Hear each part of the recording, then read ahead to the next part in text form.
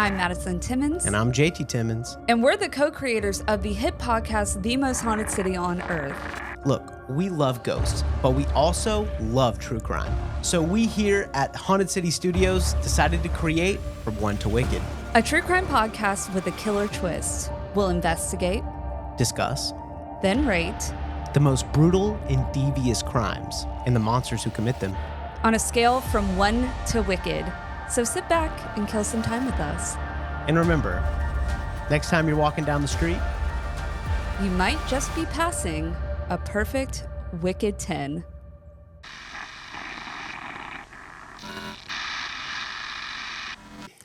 Hello and welcome back to another episode of From One to Wicked. My name is Madison Timmons. And I'm JT Timmons. And today we are going to be covering and rating the NXIVM cult, which, if you're not familiar with them, they are quite bizarre in the sense that they are a business, but also a cult.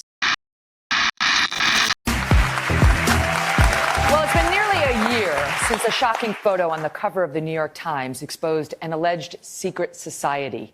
Women say they were branded, referred to as sex slaves, and forced to give collateral to guarantee their silence. They say they were all members of NXIVM, which began as a self-help group. This is the group Catherine Oxenberg has been speaking out about, that her daughter India was involved in. And its leader is a man named Keith Raniere. He is currently in federal prison, facing numerous charges that he's pleaded not guilty in response to. And our next guest was an active member of NXIVM for 9 years. Barbara Boucher says she was also Keith Raniere's girlfriend. But she left in 2009, long before the secret society within NXIVM was formed. Barbara is going to join me live in a minute. But first, watch this. Barbara Boucher met Keith Raniere in the spring of 2000 through her therapist and friend, Nancy Salzman. Boucher, a financial planner, says she was going through a divorce and had lost her best friend when Salzman encouraged her to join NXIVM's Executive Success Programs, a self-improvement course Salzman had started with Raniere. So that's how you say it, NXIVM? NXIVM, and it's spelled NXIVM, which is the most pretentious way to spell NXIVM. I know, right? Because everybody thinks, it's an acronym or something. Yeah, it's the not. NXIVM code is what I called them. Yeah, it's not. I don't know much about this. Well, you're about to. We are going to be rating the cult as a whole and also a little bit mostly factoring in because of the cult leader. Cults are always kind of hard to rate, in my opinion, just because of the fact that it's so many different factors going in and so many bad people involved. But nonetheless, we are going to be doing this and we're going to be rating it on our particular scale, which is based off of brutality, premeditation, motive, difficulty of investigation, and body count. Yep. Yes. And so if you enjoy this podcast, real quick, please make sure to like and follow us. Also, please make sure to rate us 5 stars wherever you're listening to this podcast. It helps really boost so we can get out to the other people in the ether of the internet. Yeah. And also, if you don't already follow us on social media, please go ahead and follow us at From One to Wicked podcast on pretty much every single social media platform at this point. But yeah, let's get into it. All right. Yeah, we did the 12 Tribes cult last cult we did. Yeah. And it is done exceptionally well. People are very interested, and as we were too. So we're like, hey, let's do some more cults. Right. Well, and you don't have to do a lot to twist my arm to research a cult, so I'm very excited. And I was excited to do this one. And trust me, there are plenty of cults out there that we can do. So this can be an ongoing theme. But anywho, jumping into it. So first off, JT, and I'm sure if you're watching this or if you're listening to this on Spotify, we'll insert a photo. But this is Keith Raniere, who is the cult leader in question. Okay, named after the mountain? No. Okay. Just exists. The cherry? No. Okay. It's not even spelled the same way. It's not. Oh, it's not? No. Oh, okay. Oh, okay. But, I see. Yeah. No. It's Raniere. Raniere.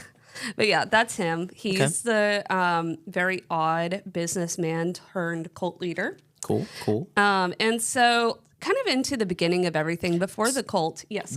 Just real fast, don't mean to interject immediately, but why do all cult leaders have that hair? I think at one point in their life, I think it's because of the time period where a lot of these cults are starting. No. I think maybe it's a personally, look. No, I think it's because Jesus has that hair in some. Does he? I mean, in something. No. Jesus doesn't have short hair, Well, shaggy it's hair. not short. It's like a throwback. I No, don't know. Jesus had long Jesus hair. and his pompadour. Bro. I'm just kidding. But no, I don't know. I thought I've seen Jesus looking like that, but whatever. No, it's just the cult leaders. I think they're Jesus, but nonetheless. Okay. But before founding NXIVM, Keith Raniere initiated Consumers Byline, a business venture that the New York Attorney General alleged was a pyramid scheme in 1996. So he was really off to a good start. Oh, yeah. Raniere signed a consent order acknowledging no wrongdoing, but agreeing to pay a $40,000 fine and permanently ban himself from promoting, offering, or granting participation in a chain distribution scheme. So he ignored that and decided to create a cult around one.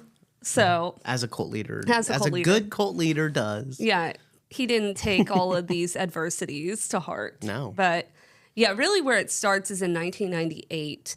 Keith Raniere and Nancy Salzman, a former psychiatric nurse, founded NXIVM as a purported self-help organization near Albany, New York. According to their website, NXIVM embodies a set of consistent and universal principles in which all humans can participate. These principles, apart from any mystical or religious notions, allow for life to persist and uphold a diversity of beliefs. By creating a new understanding, we can actualize our potential to live and work together and consequently bring human existence to a whole new level. Wow. I know. That's so culty sounding. It's what they always promise. My God. Every single time. It's just in different wording. Yet this cannot be done without first raising human awareness, fostering an ethical humanitarianism, and celebrating what it truly means to be human. And this is our mission. Okay. They're giving very much so Scientology. Oh, yeah. So, which we'll do a whole We should episode do on Scientology we need to as do well. 4 episodes on Scientology. But so, yeah, that's what they call themselves. The oldest program of NXIVM is the Executive Success Programs, required students to recite a 12-point mission statement. And this statement pledged students to purge themselves. Students? Yeah, they're students. So that's what they call them. Yeah. Students, like the flock. Yeah, so kind of. Yeah, so essentially when you join NXIVM, you're a student, but then there's sub-cults within the cult, and we'll get into that. The leader of an alleged sex cult has been arrested in Mexico. Keith Raniere is expected to face a judge in Texas today. He's charged with federal sex trafficking. One rumor? Supposedly, Raniere could control his followers with just the sound of his voice. In interacting with you with the Tourette's, I was wondering how I was coming across. After a certain amount of time, I had overcome Tourette syndrome. That was incredible. Investigative journalist Frank Parlato once worked for NXIVM as their publicist, but was fired when he accused Raniere of embezzling more than $90 million. Hot. But yeah, so they have to pledge that they will purge themselves of parasite and envy-based habits, enroll others, and ethically control as much of the world's money, wealth, and resources as possible within their success plan.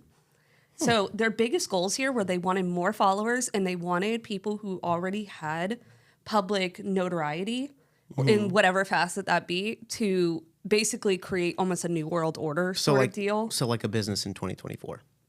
Kind of, yeah. But the mission statement also labeled students who shared Executive Success Programs materials as breaking a promise and breaching my contract, compromising inner honesty and integrity. He really makes it personal. Yeah. Yeah. Oh, yeah. The doctrine of the NXIVM organization, the rational inquiry method, was treated as Raniere's scientific invention and submitted to multiple patent offices. Okay. Now, NXIVM taught that some individuals known as suppressives attempted to hinder progress within the organization. Those who irrevocably turned against Raniere were said to have undergone the fall and were labeled, as described by a former member, as Luciferians. That's what they called those people. Wow. Lost people from whom bad feels good and good feels bad. Those are the Luciferians. Okay.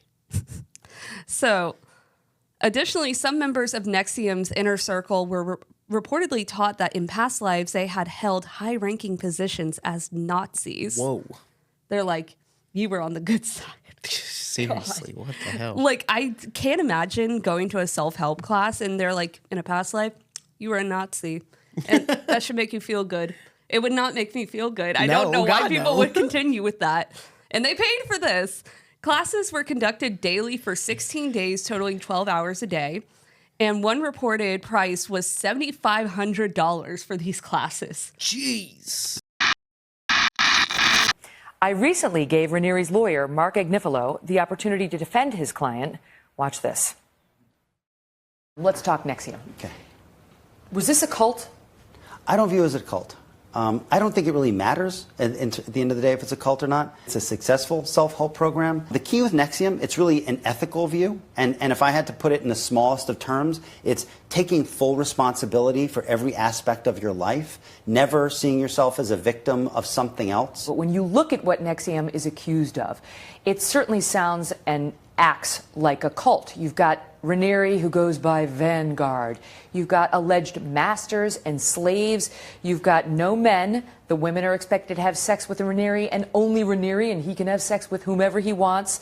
There's the shunning of defectors. Well, all right, so now there's NXIVM and then there's DOS, and they're two separate things. Because DOS is operating on the premise that for so long, women have calibrated their value in regard to men. I want to make as much as a man. I want to be respected like a man is respected.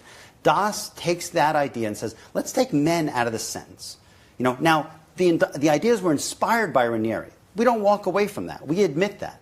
But DOS is a sorority, a group of women, and we're going to have some extreme protocols. Admittedly, some of us are going to brand ourselves. Absolutely 100% voluntarily. Did Keith Raniere know anything about DOS? He knew about DOS, yes. He did? Yeah, Did he know about the branding? I think he knew about every part of it. Did he enjoy that? I don't think he enjoyed it. I think that it was something that the women wanted to do and that he thought was not inappropriate if that's what they wanted to do. He loved it.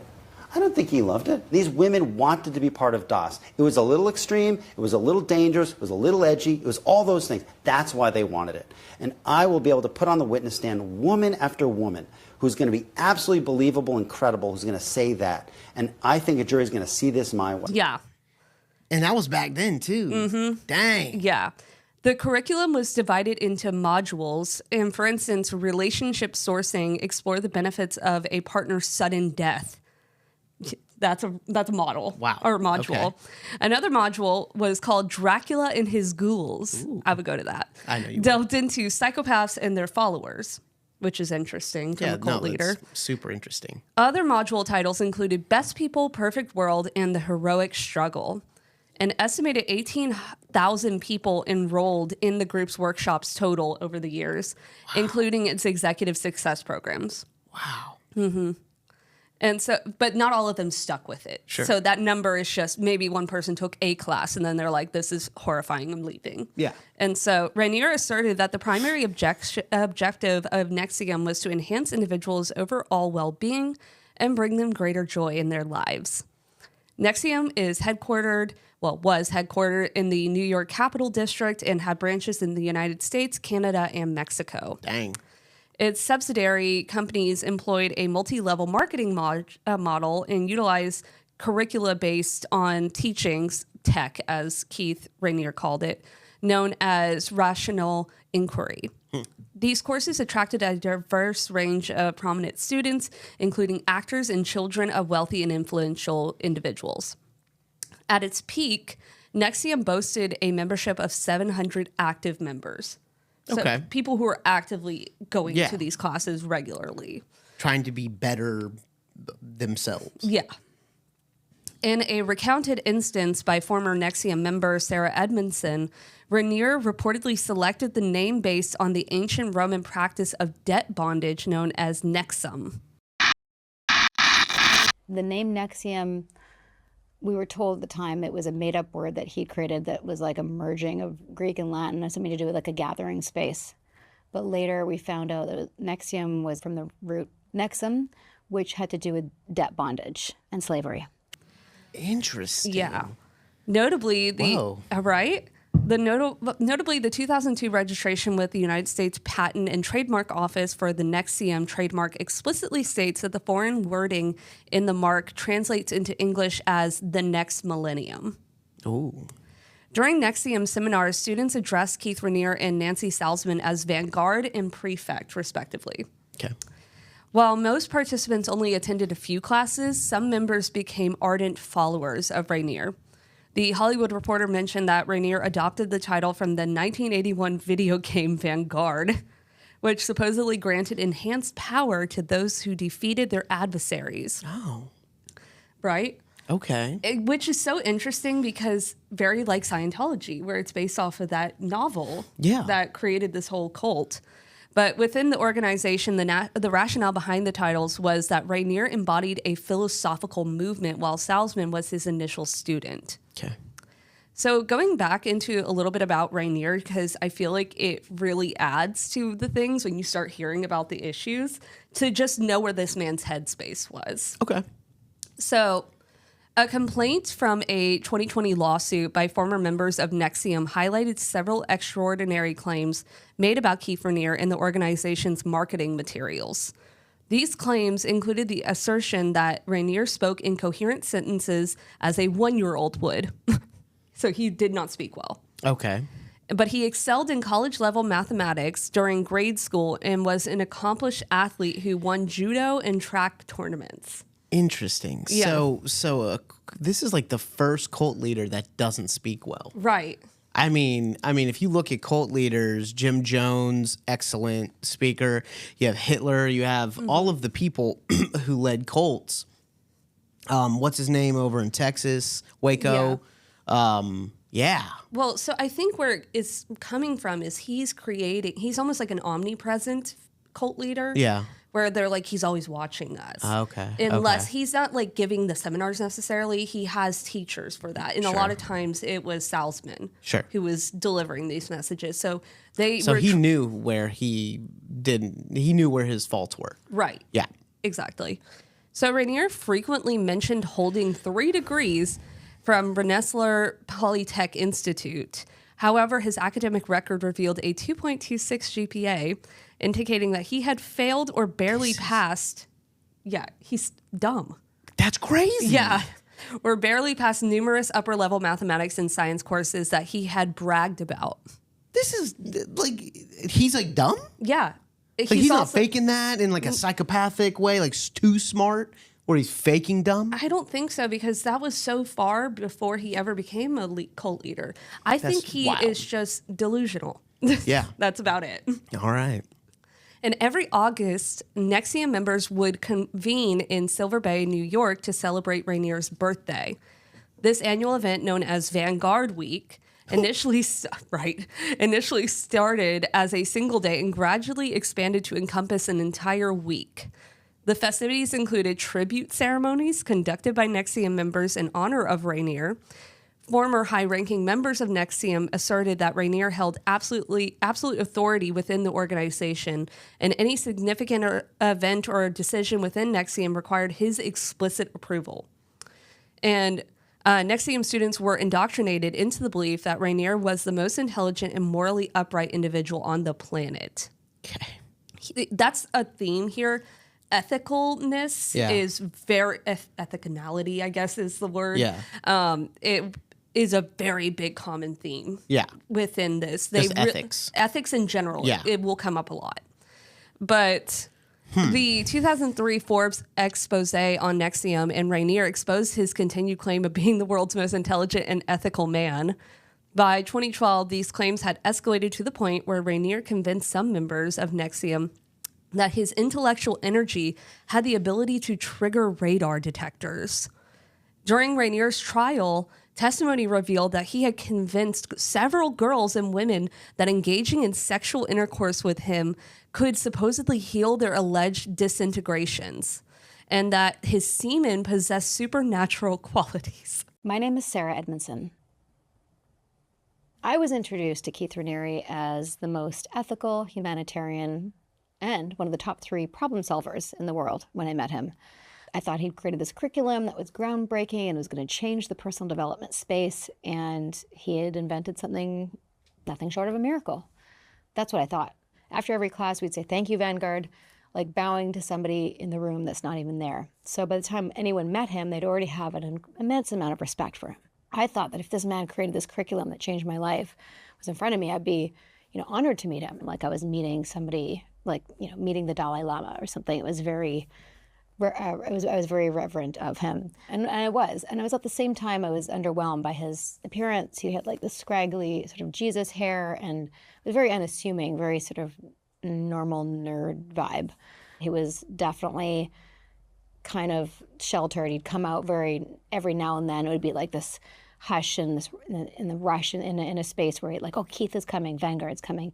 He was charismatic in that he was very good at holding space for a room. He was very articulate, although he did use a lot of what I now know as word salad, where he would pontificate and tell, share sort of truth of the world that would resonate very deeply, and then go off on other tangents that I'd kind of miss and think, well, did I miss that? I didn't quite understand that, but everyone else is smiling and nodding. So I think, oh yeah, I'm going to smile and nod too, because I must have missed that one.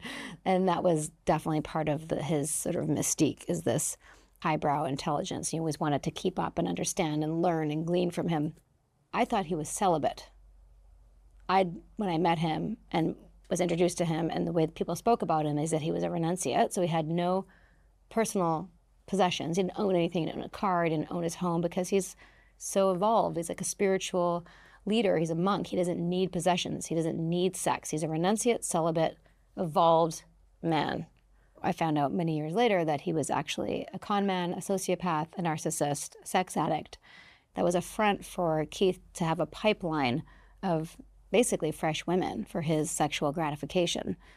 I never got too close to him. There was always something that I didn't feel good around him.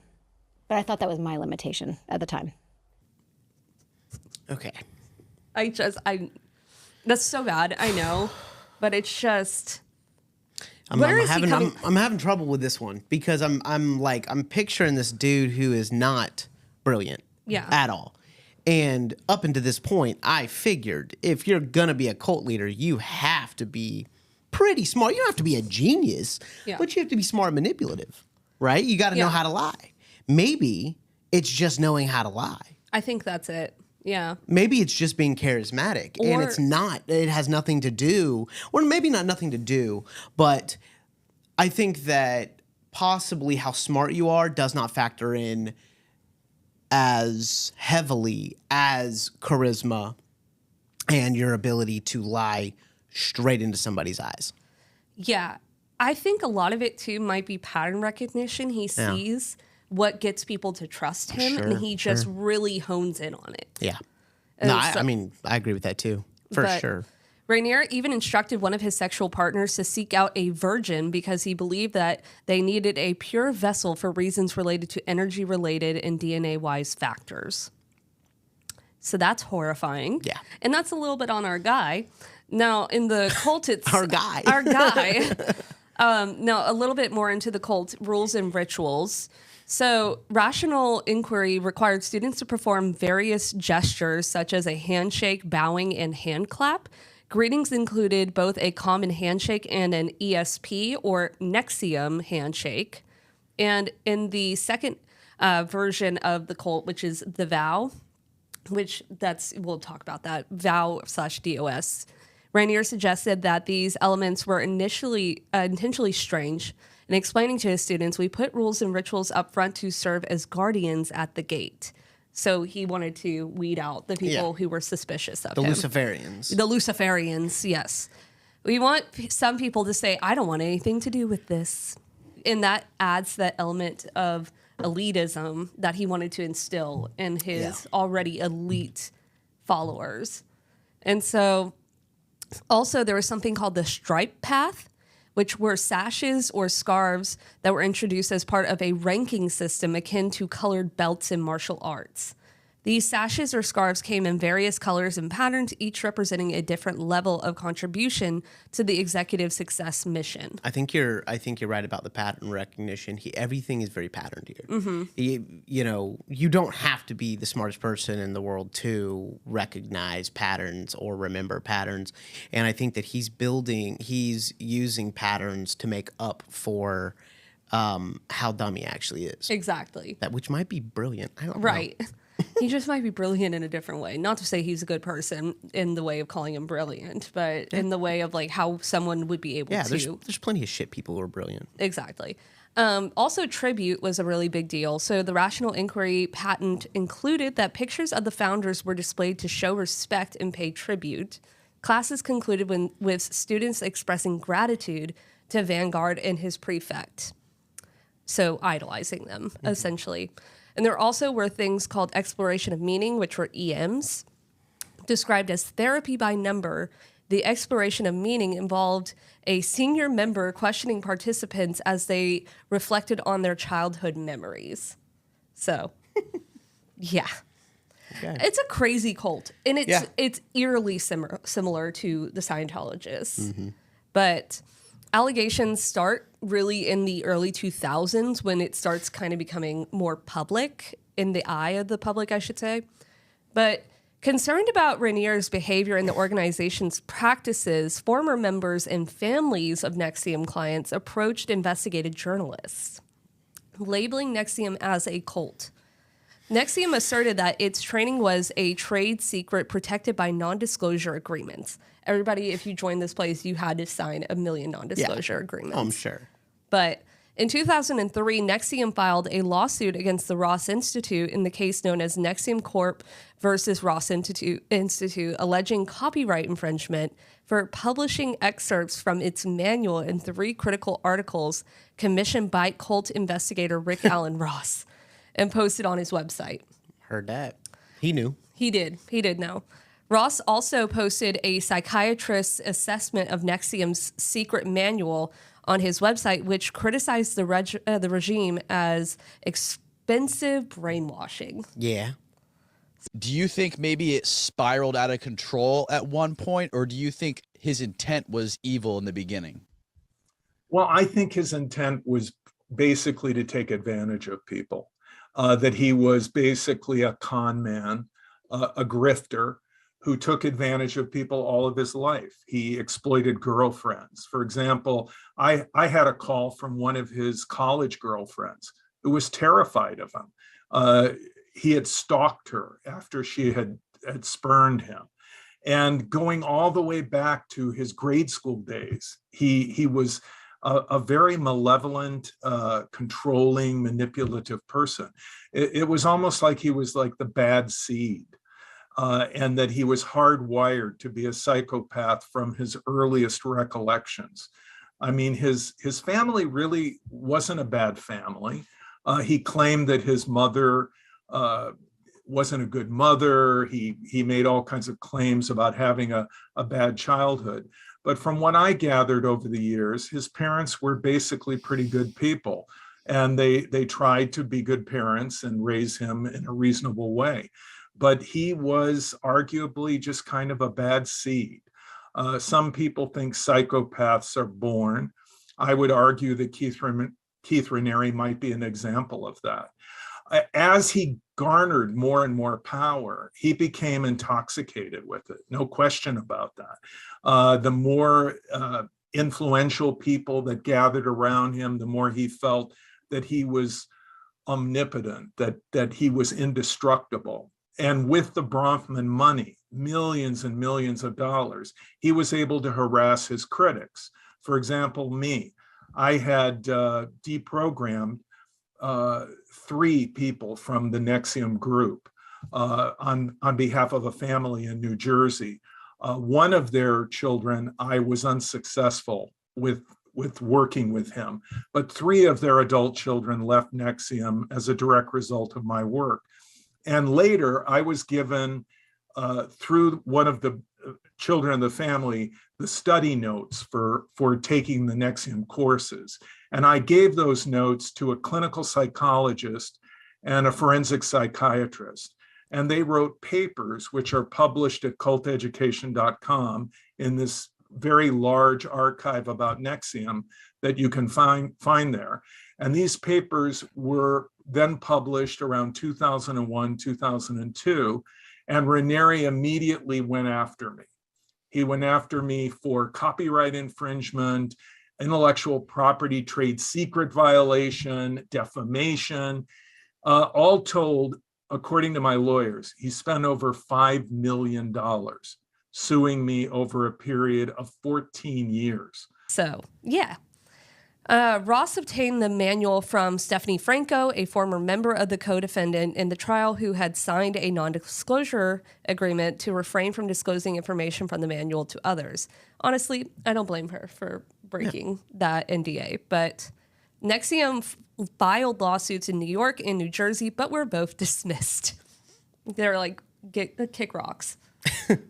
But on appeal, the U.S. Court of Appeals from the Second Circuit affirmed the dismissal, ruling that the defendant's critical analysis constituted fair use because it was transformative criticism and not a potential replacement for the original on the market. So, in October 2003, Forbes published a critical article on NXIVM and its leader, Keith Raniere. According to Vanity Fair, the NXIVM leadership who had spoken to Forbes had anticipated a favorable story. However, they were particularly upset by remarks made by Ron Bronfman, who asserted to Forbes that he believed NXIVM was a cult and expressed concern about his daughters, who were heiresses to the Seagrams Corporation. Wow. Emotionally and financial investment in the organization. Wow. Mm-hmm. Wow. And so he had some beef. He had some steak in there. He has some steak in there. Yeah. Beef steak, whatever. All the things. But in 2006... He had a dog in a fight. That's what I was trying to say. Yes, exactly. He had some beef, Lord. In 2006, Forbes published an article about the Bronfman sisters, revealing that they had taken out a line of credit to lend NXIVM $2 million, which was to be repaid through personal training sessions and phone consultations with Raniere. Wow. Imagine. Another Forbes article in 2010 discussed the failures of commodities and real estate deals made by the Bronfmans under Raniere's guidance. So he was just leading them to absolute misery in a ton of different ways. But in 2006, there was some recruitment in Vancouver. And after actress Kristen Kriuk became involved... Probably Crook, yeah. Became involved in NXIVM in 2006. NXIVM leader Keith Raniere and his daughter Lauren, a junior NXIVM leader, traveled to Vancouver to recruit Crook's Smallville co-star Allison Mack. Allison Mack released early from prison after being convicted for her role in the NXIVM sex cult. According to online records maintained by the Federal Bureau of Prison, the 40-year-old actress was released from FCI Dublin on Monday, a low-security federal prison in the San Francisco area. Allison served nearly 2 of her 3-year sentence for charges related to her involvement. Understanding these ideas and then living them, we're changing the world. You need to get out of there now. We're going to see a lot of characters really change and sort of make some life-changing decisions. Most famous for her role on Smallville, Allison was first arrested in 2018 when NXIVM was exposed as a pyramid scheme and sex cult. When I first came to ESP, I had on the surface something that seemed to be like the perfect life. And yet, when I started to do the work in the classes, I started to transform. In June of 2021, she was sentenced to 3 years in prison and ordered to pay a $20,000 fine. How you feeling? NXIVM's leader, Keith Raniere, was sentenced to 120 years in prison for his role, which included trafficking women. What was your reaction to the sentencing today of Allison Mack? I mean, initially I was pretty shocked. I'm still kind of like processing it all, to be honest. Just hours after Allison was sentenced, E.T. spoke with one of the cult's victims, India Oxenberg. Allison, anything you'd like to say to the people who you hurt? Allison put out a statement, apologizing. Do you accept that apology? I do. It does not change the past for me. It really just informs me about her and where she's at in her own healing process. It made me feel safer to know that she has renounced herself of Keith Raniere and she doesn't believe him anymore. What would you say to her today if you could speak to her? It feels really simple, but I just wish her well. I don't wish her any ill will. It's not necessary. I don't need to do that. I'm moving on, and I certainly hope that she does. Oh, yeah. I know Allison Mack. Yeah. Okay. Well, she's awful. So get ready. Get ready. Oh, and I'm man. so sorry if you were Smallville fans out there, but yeah, it's rough. So Lauren formed a close bond with Mac, and the two women eventually became Raniere's inner circle and his sexual partners. Wow. Mm-hmm. However, Crook left NXIVM in 2013.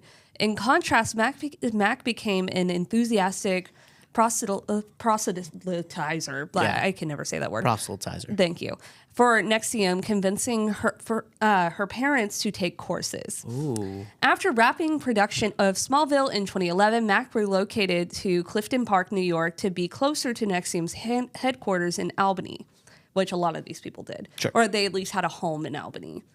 And so in the 2008 to the 2010 era, in 2008, the Bronfman sisters allegedly pressured Stephen Hurwitz, a close friend of their father, to request criminal investigations into NXIVM's critics from Albany County District Attorney David Soares, New York Governor Eliot Spitzer, and New Jersey Attorney General Ann Milgram.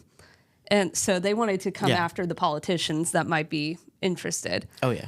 NXIVM reportedly maintained dossier on these individuals, including Soares, Spitzer, political consultants Roger Stone and Steve Pigeon, U.S. Senator Chuck Schumer, and Albany. Chuck Schumer, wow. Yeah. And Albany Times Union publisher George Randolph Hearst III in a box in the basement of Nancy Salzman's home.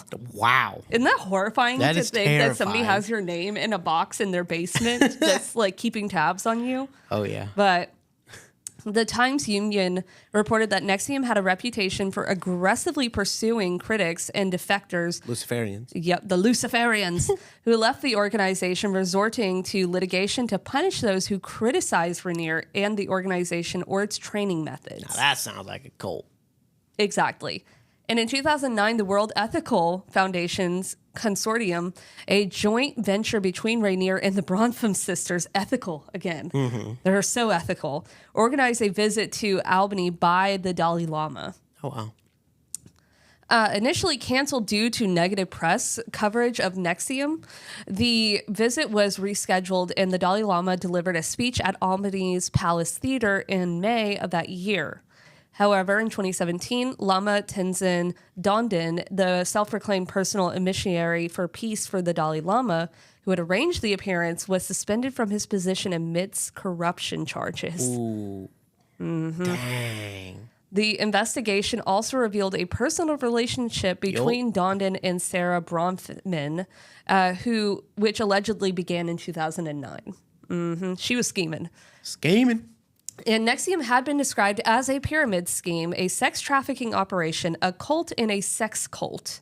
In a 2010 Times Union article, former NXIVM coaches characterized students as prey for Raniere's sexual or gambling-related proclivities. Wow. And Kristen Keefe, a longtime partner of Raniere and the mother of his child, because this man obviously needed to procreate, left the group in 2014 and called Raniere dangerous, stating all the worst things you know about NXIVM are true. Dang. And that's his lady saying that. And so they also had some other organizations at the time, which they really kept out of the public eye because everybody was so focused on NXIVM. Yeah. But NXIVM has been linked to several related organizations, including JNIS, which was a society specifically designed for women, while the Society of Protectors primarily catered to men. A third group known by the acronym DOS, which we'll talk all about, the Dominus Obsequious Sororium. Obsequious. Sororium. Yeah. JT took Latin. I took Latin. Which, according to a former member, translates to master over slave women. Or some say Lord/Master of the obedient female companions. Lord. Either way, he was calling women slaves. But in 2006, Raniere established Rainbow Cultural Garden, an international chain of child care organizations that aimed to expose children to 7 different languages. That's so scary. I can't even explain to you. Not the learning languages things, but, Just the having fact that that he be was- the guise, Yeah, absolutely. And in 2014, Raniere founded the NXIVM-affiliated news organization, The Knife of Aristotle. It's kind of a dope name. It's kind of a good dope name. With the mission of identifying and quantifying media bias. So he wanted full control. But in 2017 was when everything kind of hit the fan for Raniere. By 2017, several former members of NXIVM had petitioned New York State authorities to investigate the organization. The complainants centered around a clandestine subgroup within NXIVM known as the VOW or DOS that started in 2015. I see. Members of the subgroup were subjected to branding and were sometimes compelled to engage in sexual acts with Mr. Raniere. Branding? Like with fire? Yes, we'll talk all about it. Oh, trust Like me. with hot metal? Yeah, trust me. We're going to talk all about DOS. Okay. The sisterhood, as they like to call it, which was marketed as an empowerment group for women, consisted of circles each led by a master who recruited slaves. Like that's what they were called? Yes. Okay. So the person who was leading the group was the master, and then that person had a allotted amount of slaves. Sure. And it was a very sexual-oriented subgroup. Sounds like it. And the law enforcement officials have claimed that members of the DOS were forced into sexual slavery. Over time, the subordinates themselves began recruiting their own slaves so that they could become masters. And the women were compelled to surrender collateral, which was essentially embarrassing and incriminating information, such as nude photographs, that would be publicly disclosed if they divulged the existence of DOS. Dang. Yeah. Dang. Yeah, it's really bad. Sheesh. And so the victims slowly started coming out of the woodwork. Sarah Edmondson, who we talked about earlier, the Canadian actress who had been a member of the ESP program since 2005, revealed that she exited NXIVM after Mack inducted her into DOS at Albany residence. Yeah, Allison Mack, you remember her? She was a big factor of DOS. Yeah. And she inducted this woman into the Albany residence. Wow. Edmondson alleged that DOS participants were blindfolded, naked, held down by Mack and 3 other women, and branded on the lower abdomen with a cauterizing pen by NXIVM-affiliated Dr. Danielle Roberts. Damn. Mm-hmm. Edmondson appeared on an A&E television program about cults and offered further context on the concept of collateral. In the earliest and most outward stages of NXIVM, this concept was employed in seemingly harmless ways to acclimate victims. Just simple things. If you went against what the group wanted you to do, they would use that as, blackmail, essentially. But the New York Times later reported that hundreds of members of NXIVM left the organization after Edmondson publicly shared her experience. When does it start to feel like this is not professional development? I'm not becoming a better actor. This is something different. Oh, there's a huge journey from when I got into when I left and when it changed. But I will tell you, day one of my first training, there were red flags, and all of those things were preempted by the head trainer, who said, "You're going to feel uncomfortable. You're going to have what's called the urge to bolt, to leave." And if you do, come speak to a coach, because if you never talk about what's coming up for you, then you'll leave the room with those issues. And we all came here to work on your issues, right? The most successful people know your limitations. It's called a double bind. You don't want to be not successful. It's genius, if not terrifying. It's totally terrifying. So I'm like, I want to be successful. I want to work on my issues. I'm having that feeling. I want to leave. In fact, recently after writing the book, I ran into one of the coaches that trained my first 5-day. And she said, "I cannot believe how far you went because you hated it at first." And I knew that I was skeptical, but I forgot that I actually hated it. I was like, this is fucking bullshit. Can I swear on this? Of course you can. Yeah, please. Yeah, I'm like, this is bullshit. Yeah, like be you. Nancy, the trainer, was super cheesy. Everything was kind of late 80s, early 90s, and I was just like, what am I paying for? But then I'm like, I paid, I'm not gonna get my money back, And also Mark Vicente, this filmmaker that I really trusted, was like, I know it's weird. First few days are super strange. Stick it out day 3. That's when things change.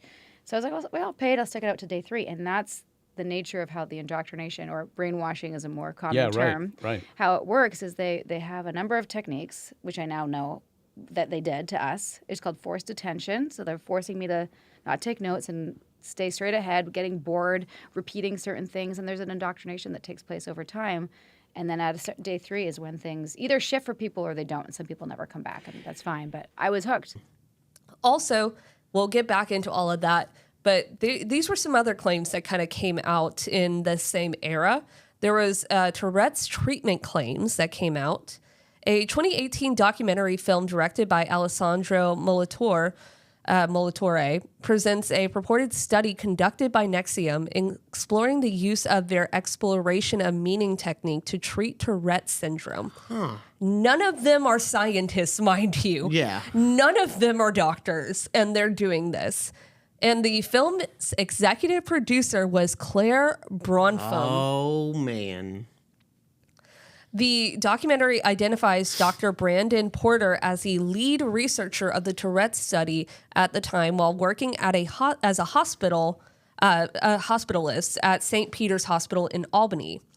During Claire Bronfman's sentencing, prosecutors from the U.S. Attorney for the Eastern District of New York highlighted the significant distress expressed by the participants in this study in quotes. They presented a victim impact statement from a participant who stated that the study had profoundly negative impact on their life. The statement mentioned that the study did nothing for me except ruin my self-esteem, mental health, and made me hate myself. Notably, the statement emphasized that the study did not provide any relief from their Tourette symptoms. The purported treatment for Tourette syndrome was flagged by a reporter as lacking scientific rigor, having not been tested in a peer-reviewed setting. Yeah. Dr. Alan Jern, associate professor of psychology at Rose-Hulman Institute of Technology, expressed in Psychology Today that despite NXIVM's relentless pursuit of recognition from influential figures and mainstream institutions, their penchant for secrecy and disregard for scientific norms render their research scientifically insignificant. Heard that. Mic drop. There was also human subject experimentation done by the group. And another purported study conducted by Porter within the NXIVM community involved watching disturbing footage, including videos of people being murdered while their brainwaves physiologically activity, facial and auditory responses were recorded using electrophenolography. Electroencephalography. Yes. That's it. Galvanic skin response and video recording. Wow. Isn't that just so scary that a cult is doing that? Yeah, what the heck? Where are they getting these videos? I have no idea. Yikes. This probably the dark web or something. Either the dark web or somebody's making them themselves. Yeah. But this purported study bears a resemblance to a patent filed by Raniere titled Determination of Whether a Luciferian Can Be Rehabilitated. One example of a test. He seems like he almost believes in this. Oh, he absolutely believes it. He's convinced himself. One example of a test to determine whether a person is a Luciferian comprises a video clip of an ice skater performing in a competition. Everything goes flawlessly, and this is a direct quote of what this video is. Okay. Everything goes flawlessly until at the very end, a mistake is made during a jump and the skater falls to the ice. All hope of winning the event is gone. A Luciferian will experience pleasure and satisfaction from this. Accordingly, the Luciferian's neurophysiological process will register pleasure over the skater's misfortune, which may be identified and quantified using the medical instrumentation. On the other hand, a non-Luciferian will feel sympathetic and empathize with the unfortunate skater. So the majority of people is basically what he's saying. Exactly. The majority of people are non-Luciferians and should believe him. Right. Got it. Unlike the Luciferian, a non-Luciferian's neurophysiological processes will not register as pleasure for this stimulus. Several subjects complained to the New York State Board of the Office of Professional Medical Conduct regarding the unethical experiments conducted by Porter. He was subsequently charged with 24 professional conduct violations, including moral unfitness to practice medicine. Yeah. In August 2019, the New York State Department of Health revoked Porter's medical license within the state, citing his failure to obtain the necessary approval from an appropriate human resource or research review committee before conducting the studies. On December 15, 2017, the ABC News Magazine 2020 aired an expose featuring interviews with numerous former NXIVM members, including Edmondson and Catherine Oxenberg. Oxenberg claimed that her daughter, India Oxenberg, was in danger from the group. Several former members also reported instances of financial and sexual exploitation by NXIVM leaders. Edmondson later made a further appearance in the first season of the CBC podcast Uncover, titled Escaping NXIVM.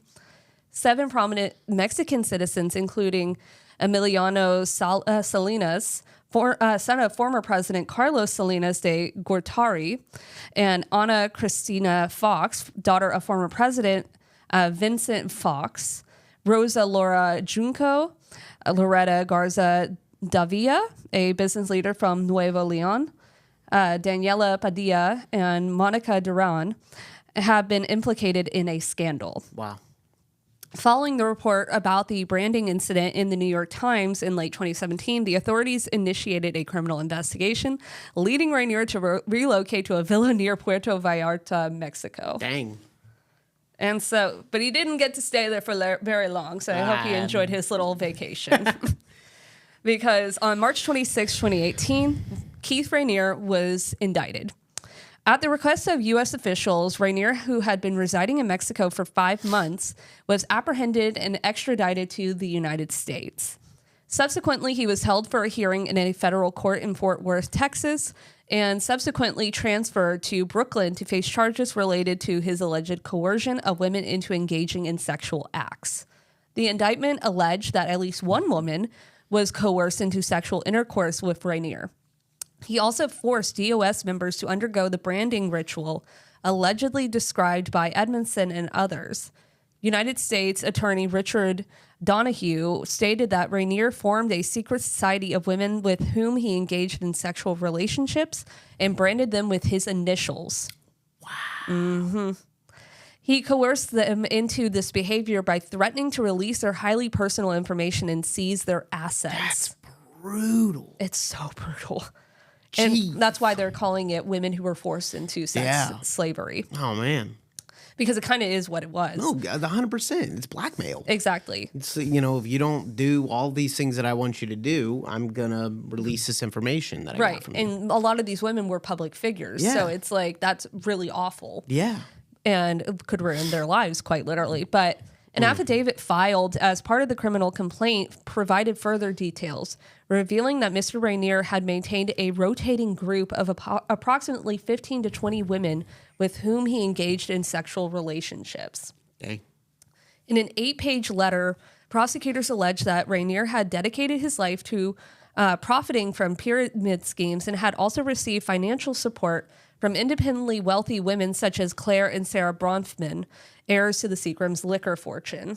Oh, wow. Mm-hmm.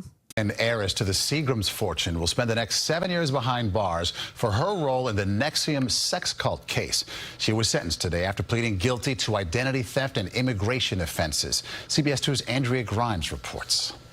I just want my reputation back. Barbara Boucher teared up outside Brooklyn Federal Court after giving one of several victim impact statements inside at the sentencing of Seagram's beverage fortune heiress, Claire Bronfman. A judge sentenced Bronfman to 81 months in prison, nearly 7 years, for her role on the executive board of NXIVM. I was speechless, and I feel that this was justice served, and I think that Claire will take that very seriously. NXIVM was originally billed as a self-help organization founded by Keith Raniere in Albany in 1998. But the judge pointed out it functioned as a pyramid scheme, and under it, Raniere later headed up a secret all-female society that essentially operated as a sex cult. The judge said while there's no evidence Bronfman directly participated in the sex operation, she used her wealth and social status to intimidate and pressure Raniere's critics and dissenters. I think today sends a very, very strong message and hopefully some measure of peace and justice to the victims who suffered at the hands of this very corrupt enterprise. Raniere was separately convicted of several charges, including sex trafficking. Her attorneys vowed to appeal her sentence. decision was clearly an abomination. It was outrageous. It was a miscarriage of justice to go 3 times above the sentencing guidelines. Bronfman did apologize in court to the one victim her charges included, but the judge said he needed to consider her sentence in the context of the other defendants as well, including Raniere. Outside Brooklyn Federal Court, Andrea Grimes, CBS 2 News. Indictment charged Mr. Raniere and 5 women associated with NXIVM, including Nancy Salzman, Claire Bronfman, and Allison Mack, with a racketeering conspiracy involving a wide range of crimes, including identity theft, extortion, forced labor, sex trafficking, money laundering, wire fraud, and obstruction of justice. Yeah. Jeez. And on April 20th, 2018, Mack was arrested and charged with similar offenses to Raniere. Prosecutors claimed that after she recruited women into NXIVM and then DOS, Mack was allegedly compensated by Raniere to coerce them into engaging in sexual acts with Raniere. Additionally, Mack was allegedly the second in command of DOS after Raniere.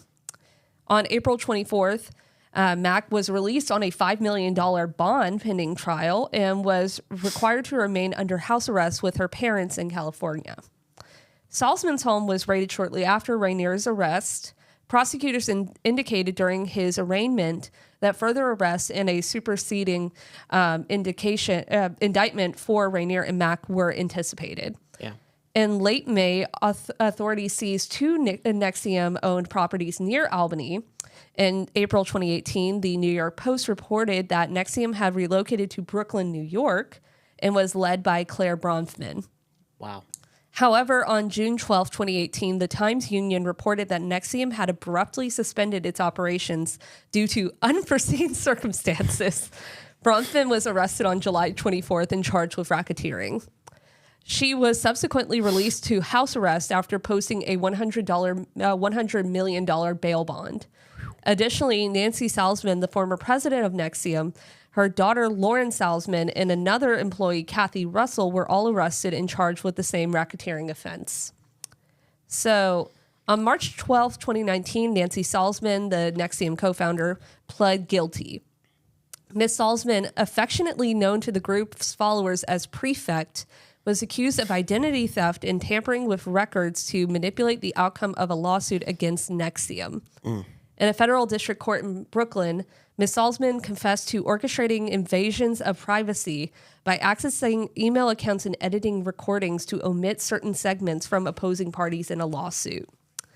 She agreed as the nominal owner not to contest for the forfeiture of NXIVM-related assets, including real estate and corporations that owned Keith Raniere and NXIVM's trademark and patent portfolio. Okay. On the same day as Nancy Salzman's plea, the court unsealed a second and final superseding indictment against Raniere and his co-defendants, which included a new charge that Raniere produced and kept child sexual abuse material of a girl who was 15 years old at the time. Later that month, her daughter, Lauren Salzman, pled guilty to racketeering and racketeering conspiracy. In 2021, Nancy Salzman was sentenced to 42 months in prison. And Lauren Salzman, whose testimony played a crucial role in convicting Raniere, was also sentenced that year to 5 years of probation and 300 hours of community service. Wow. All right. And then on April 8th, 2019, Allison Mack pled guilty. So Allison Mack's sentencing documents indicate that she participated in proffer sessions on April 2nd, 2019. The government acknowledged her contribution by providing relevant emails, documents, and recordings that were subsequently utilized in the conviction of Raniere. Although prosecutors didn't call Mack to testify against Keith Raniere, they stated that Mack was willing to testify at Raniere's trial if requested to do so, because she wanted to get a lesser sentence. Yeah. And so Mack, whose involvement in NXIVM significantly elevated the case's visibility due to her celebrity status, pled guilty to racketeering and racketeering conspiracy charges stemming from her role within the organization.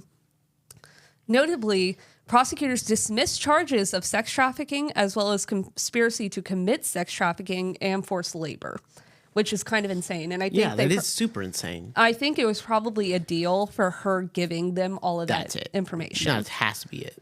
And so in a federal district court, Mack, who was visibly distraught, confessed to deceiving women into joining DOS under the guise of a female mentorship program. And however, the truth revealed that she had exploited them as slaves, and some women were compelled to engage in sexual acts with Mr. Raniere. Wow. Ms. Mack pled guilty to multiple counts and faced the potential for up to 20 years in prison for each offense. Yeah. Shoo. Initially scheduled for sentencing on September 11, 2019, the date was postponed twice. And we'll get into that in just a second. But on April 19, 2019, Claire Bronfman pled guilty, and she pled guilty to 2 charges of identity theft and harboring an illegal immigrant. Okay. While she was Mr. Raniere's legal enforcer for NXIVM, she was not a member of DOS, so that's why she didn't get any sort of charges involving that. On the same day, NXIVM's bookkeeper, Kathy Russell, pled guilty to a single count of visa fraud. On May 7, 2019, Raniere's trial began in Brooklyn. So back on May 4th, Raniere had pled not guilty, which is always so funny when they do that because I'm like, dude, you're so screwed. But in a 6-week trial, prosecutors presented a compelling case against Raniere. Former members testified that as NXIVM's curriculum progressed, Mr. Raniere employed psychological manipulation to indoctrinate his followers into unquestioning obedience. Critics faced retaliation and lawsuits, fostering an internal culture devoid of tolerance for dissent. However, the trial primarily centered around DOS, which prosecutors allege Mr. Raniere established in 2015 as part of a scheme to procure a steady stream of submissive women. Yeah. One former member, identified only as Nicole, recounted an incident where Mr. Raniere took her to a house, instructed her to remove her clothes, blindfolded her, and bound her to a table. During this ordeal, he inquired about her sexual history while another person engaged in oral sex with her. Lauren Salzman testified that the women in DOS faced various forms of punishment, including being subjected to whippings with a leather strap or being compelled to stand barefoot in the snow. Wow. Yeah, it's really just an Barefoot awful. in the snow is just like actual torture. Mhm. Oh my God. And then on June 29th, 2019, Keith Raniere was convicted. Woo! Jurors deliberated for less than half a day before finding Mr. Raniere guilty of all 7 counts. So these were the counts that he was convicted of. So count 1 was racketeering conspiracy. Count 2 was racketeering for the predicate racketeering acts, all marked by jury for persons as proven. Act 1, conspiracy to commit identity theft, conspiracy to unlawfully possesses an identification document. Act 2, 3, which was sexual exploitation of a child, separate acts against the same victim. Act 4, possession of child pornography. Act 5, conspiracy to commit identity theft to separate victims. Act 6, conspiracy to alter records for use in an official proceeding. Act 7, conspiracy to commit identity theft. Act 8, trafficking for labor and services, document servitude. Act 9, extortion. Act 10, sex trafficking, forced labor. Act 11, conspiracy to commit identity theft. Wow. Count 3, forced labor conspiracy. Count 4, wire fraud conspiracy. Count 5, sex trafficking conspiracy. Count 6, sex trafficking. Count 7, attempted sex trafficking. So he got all of them. He got all of them. Bye-bye, Keith. Literally. And so on September 30th, 2020, Claire Bronfman was sentenced to 81 months in prison. 9 of NXIVM's victims addressed the sentencing hearing for Ms. Bronfman in federal district court in Brooklyn. Judge Nicholas G. Garifas imposed a sentence exceeding prosecutors' requests. At the time, Ronald Sullivan, Ms. Bronfman's lawyer, vowed to appeal the sentence, labeling it an abomination. Well, don't join a sex cult and run it, but I don't know what to tell you. Despite her apparent loyalty to Mr. Raniere, Ms. Bronfman's August letter to Judge Garifas expressed gratitude for the positive impact of NXIVM and Keith on her life. She was still brainwashed.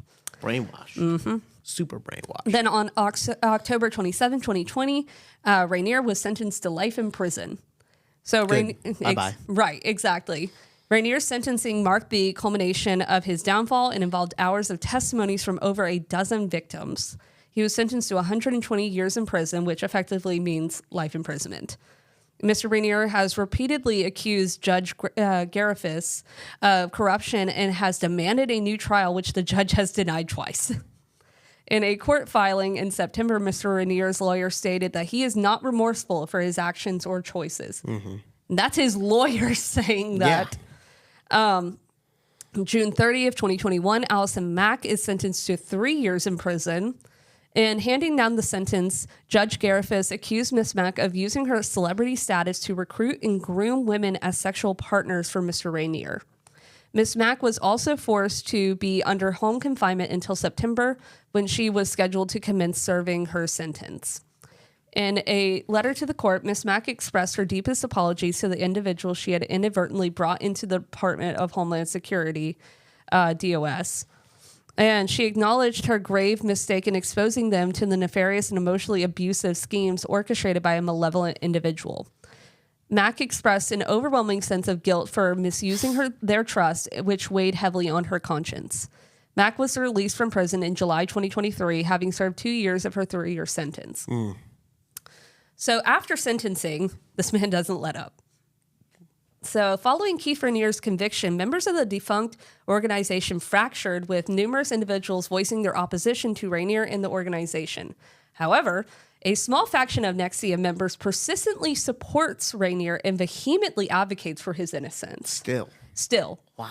Notably, attorneys for Raniere presented letters from 56 supporters requesting leniency for their client. In January 2020, Sarah Edmondson took the lead as the plaintiff in a civil suit filed in the U.S. District Court for the Eastern District of New York. The suit alleges that Raniere and 14 associates, including Nancy Salzman, Claire Bronfman, Sarah Bronfman, Lauren Salzman, Allison Mack, Kathy Russell, Karen Unterriner, Brandon Porter, Daniel Roberts, and Nikki Klein, engaged in illegal psychological experiments in physical, emotional, and financial abuse of company members. Yeah. In the summer of 2020, amidst the COVID-19 pandemic that prevented in-person visits to the Metropolitan Detention Center in Brooklyn, where Raniere is being held, Raniere's remaining followers included actress Nikki Klein, and they began gathering to dance near the jail, which is like the cultiest thing you can do. That's the cultiest thing you can do. Initially, they claimed to be entertaining all the detainees, but their actions were later revealed when they were seen with a sign addressed to K. Rose, a name that bore a resemblance to Raniere's initials. And consequently, the group adopted the names The Forgotten Ones and We Are As You. And that's what they're calling themselves now, which is so creepy. However, former NXIVM member and prosecution witness Mark Vincent dismissed the group as a cover movement aimed at supporting Raniere. While incarcerated, Raniere continued to exert his leadership over NXIVM, maintaining regular communication with his followers through phone calls and emails sent through TrueLinks, which is, I'm assuming, the jailhouse system of communication. But a July 16, 2020 intelligence analysis memorandum from the Federal Bureau of Prisons Counterterrorism Unit revealed that Raniere instructed his follower Sanil Chakratorty to recruit more women to dance erotically outside the MDC. And he is so creepy. It is unbelievable. So in response, the authorities at the MDC took measures to prevent the dancers from being in Raniere's line of sight by relocating him to another unit. Frustrated by the situation, Raniere instructed his followers to assist in getting him moved back by integrating themselves with the prison staff. They offered coffee and donuts as they left their shifts, so people would like them. Yeah. Ahead of his sentencing, prosecutors presented a variety of communications and disciplinary issues from Raniere's prison time as evidence of his remorselessness and continued control over his followers. He's ruling that cult from prison. He is. That's nuts. He is relentless, truly. These communications included Raniere instructing his followers to have Alan Dershowitz, the attorney who successfully negotiated a non-prosecution agreement for the late Jeffrey Epstein, speak on his behalf. However, Dershowitz did not comment on the matter. Additionally, prosecutors submitted documentation showing that Raniere and his follower Chakravartty used a false name and a burner phone to evade detection. Raniere specifically entrusted Chakravartty to get scrutiny on Judge Nicholas Garifas, explaining that the judge needs to know he's being watched. Dang. And that is the NXIVM Good cult. research, baby. All right. I'm doing my numbers. So, y'all, on a scale from 1 to 10, 1 to wicked, go ahead and drop in the comments what you're thinking. All right. So that was a lot. That was crazy. All right. So I'm gonna give him. I'm gonna start with body count, which is something I don't do. But that was the one I was most sure of. With body count, it doesn't have to be like murder, right? Like how many people you kill. It's how many people you affect in a very negative way. And I'm giving him an 8 because obviously he affected a ton of people in very negative ways. No, he didn't murder them, but he definitely, obviously just as bad, raped and brainwashed. He let them live with that. Yeah, he let them live with that. That is brutal. Which I'm giving him a 7 in brutality, because just as what she said, he lets them live with that type of struggle and stress, right? And those memories, which are PTSD. So, difficulty of investigation, I'm giving him a 7, mainly because, he put all this together and, some of it was hard to figure out. But when you brand somebody, you're immediately... With your own initials. Yeah, with your own initials, you are immediately admitting some type of guilt because no juror is going to look at that and be like, oh, he's a good guy. Yeah. I mean, come on. So that lowers him significantly in difficulty of investigation, or he would have been higher. Premeditation and motive. I'm trying to. You seem to have yours figured out. You go ahead and tell me what you think of that, and then I'll get back to premeditation and motive. So with premeditation, I gave him a 6 because I don't know how. It's not super clear how long he was thinking about doing these acts. Like, because if you think about, they started the cult in 1998. And DOS, which is arguably the worst part that we know of NXIVM, that wasn't established until 2015. So I'm wondering if his premeditation evolved over time. Sure. And so because of that, I gave him a 6 because I feel like I can't really give him anything higher than that, just because it doesn't feel very clear. Okay. And the motive, I gave him an 8 because that does feel pretty clear. He wanted control. Yes. And he wanted sexual gratification was basically the idea. And that's very obvious with it. But again, because there are still variables there that we might never know about, and we're just going off of what we think his motives were, I don't feel like he deserves anything higher than an 8. Brutality, I gave him a 9. Oh, wow. That's high. Because of what he did and the fact that these women were having to live their daily lives. Yeah. While also being abused by this man. This is giving P. Diddy. It's very much so. It's giving P. Diddy. Yeah. It really is. And so I think that's really brutal because there's some cult leaders out there where, you're stuck on a compound. And you are not able to leave. This man didn't mind if you were coming and going for your classes, but when you were there, he would do heinous things to you, like branding you, forcing you into sex, taking you to random houses and forcing you to do sexual activities there, and then release you, and you have to go to work on a film set or to your high corporate job, and you have to pretend like nothing happened. Sure. That is so unbelievably brutal. It is brutal. No, that is significantly brutal. Did you already? Oh, yeah, and I haven't done difficulty of investigation. Difficulty of investigation, I gave him a 6 because of the fact that, sure, he did leave some very clear indications. Oh, yeah. He also was able to have this cult for quite an extended period of time, which doesn't always happen with them. You know, he was able to run this arguably pretty much out of the public eye until about 2017. That was when things really just ramped up and he couldn't stay out of it. And that's impressive for a lot of cults, because especially in the modern age. Yeah.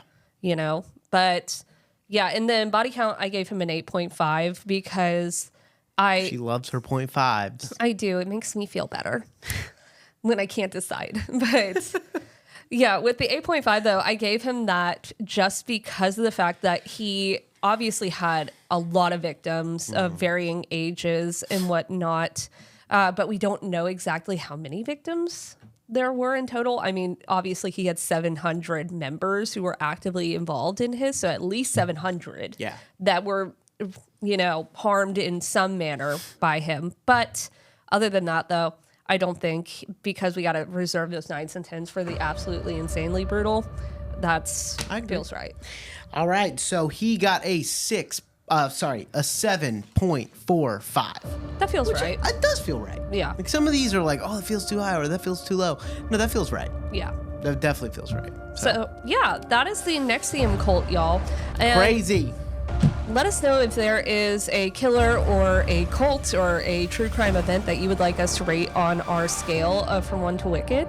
And if you did enjoy this, like we said at the beginning, make sure you rate us 5 stars so that we can continue pushing this out to all the other people out there. Yep. Drop your ratings down below. Exactly. But with that, y'all, thank you so much for listening today. My name is Madison Timmons. I'm JT Timmons. And don't forget, next time you're walking down the street, you might just be passing a perfect 10.